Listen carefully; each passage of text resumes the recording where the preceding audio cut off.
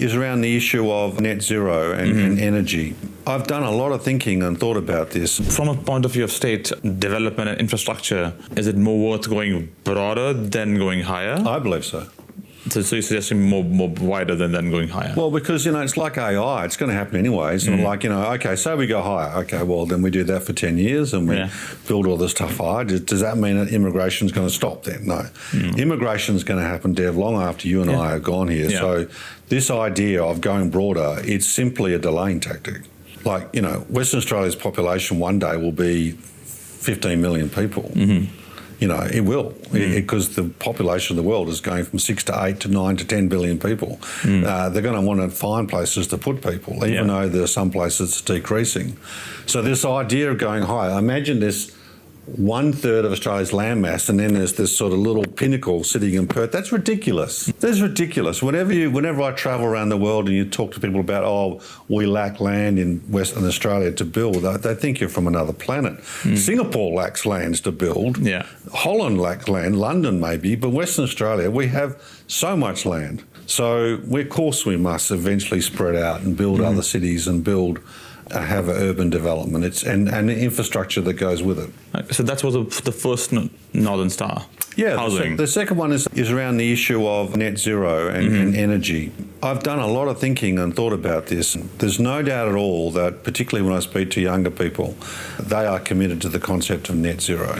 So as Liberals, I've been trawling my mind and another North Star of how we can do this, and I'm very, very attracted to the idea that we should sell uranium from Western Australia. The 19 of the G20 companies use uranium. We have uranium, second or third largest stocks in the world. Yeah. This is a significant way to help our trading partners decarbonise.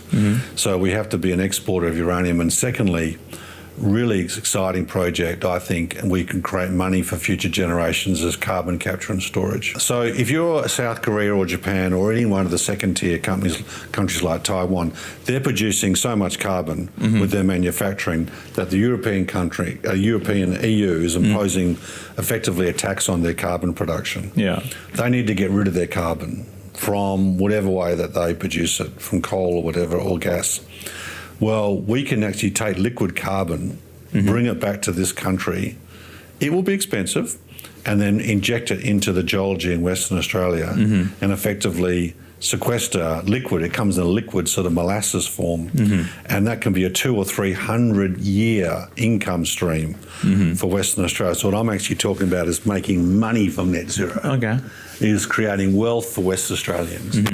So I think that the second sort of North Star is actually taking the whole concept of net zero. It's not zero emissions, it's net zero.